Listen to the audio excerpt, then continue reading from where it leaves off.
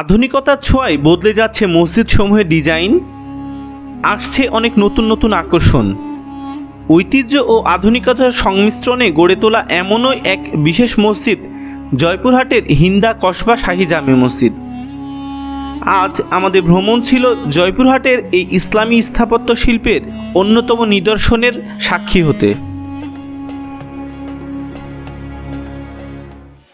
কোথাও কোনো কাজে আসছি আর সেই এলাকার দর্শনীয় স্থান দেখি নাই, এমনটা আমি খুব কমই চেষ্টা করেছি সেই এলাকার দর্শনীয় স্থান কভার করার। তো আজকে এসেছিলাম জয়পুরহাট জেলার ক্ষেতলাল একটা বিশেষ কাজে। তো সেইখানে এসে সেখানকার পাশে যে হিন্দা শাহী মসজিদ, এটা বিশেষ দর্শনীয় একটা স্থান এবং খুব পবিত্র একটা স্থান বলে স্থানীয়রা মনে করেন। তো আমি আসছি সেই হিন্দা শাহী মসজিদে। চলেন আমরা আশপাশটার মসজিদে ঘুরে দেখি আর এখানকার যে ইতিহাসটা সেটা কিছুটা জানার চেষ্টা করি, আর আপনাদের ভেতরের সৌন্দর্যটা একটু দেখাই। বাইরে থেকে অনেক সুন্দর লাগছে, স্ট্রাকচারাল ডিজাইনটা অনেক সুন্দর এবং আকর্ষণীয়। তো চলেন ভেতরের দিকে যাওয়া যাক। হিন্দা কসবা শাহী জামে মসজিদ, যার অবস্থান জয়পুরহাট জেলা শহর থেকে 15 কিলোমিটার দূরে ক্ষেতলাল উপজেলার হিন্দা গ্রামে।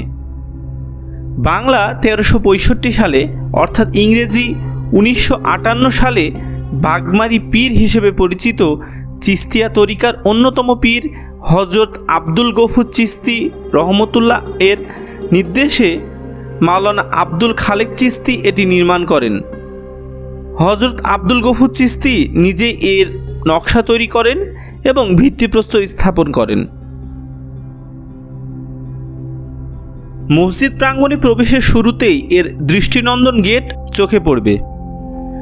মসজিদটির সবচেয়ে বড় বৈশিষ্ট্য এর অবকাঠামো।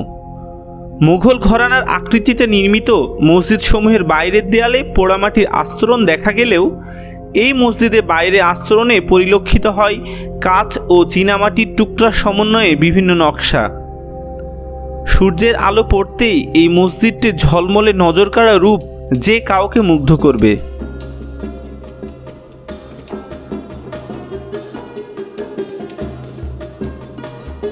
মসজিদের উত্তর পাশে 40 ফুট লম্বা একটি মিনার রয়েছে। এখানে রয়েছে একটি কক্ষ যেখান থেকে আজানের ব্যবস্থা করা আছে। ইসলামের 5টি স্তম্ভের কথা বিবেচনা করে এতে 5টি গম্বুজ নির্মাণ করা হয়েছে। মসজিদের বাইরে এখনও সৌন্দর্য বর্ধনের কাজ চলমান হয়, খুব একটা ভালোভাবে বাইরটা আপনাদের দেখাতে পারলাম না। চলুন এবার মসজিদের ভেতরে প্রবেশ করা যাক। মসজিদের ভিতরে ঢুকে তো রীতিমতো অবাক হতে হয়। মাশাআল্লাহ, কি অপূর্ব!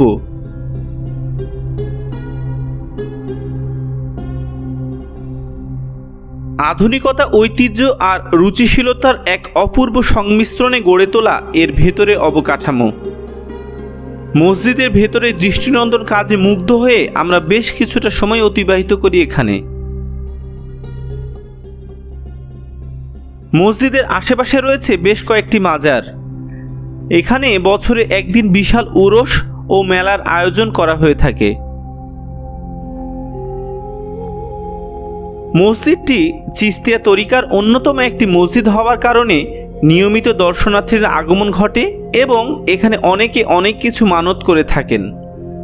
এছাড়াও দুপুরে এখানে খাবারের ব্যবস্থা করা হয়ে থাকে। আমিও সেখানে দুপুরে খাবার খেয়েছিলাম। এই ছিল মোটামুটি ছোট্ট এবং দৃষ্টিনন্দন স্থাপনা ভ্রমণ। বাংলার আনাচে কানাচে ছড়িয়ে ছিটিয়ে থাকা এমন দৃষ্টিনন্দন স্থাপনা খোঁজ চলতে থাকবে আমার, এবং চেষ্টা করব আপনাদেরকে দেখানোর। দেখা হবে আপনাদের সাথে অন্য কোনো দিন অন্য কোনো স্থানে। সেই পর্যন্ত সবাই ভালো থাকবেন, সুস্থ থাকবেন। আল্লাহ হাফেজ।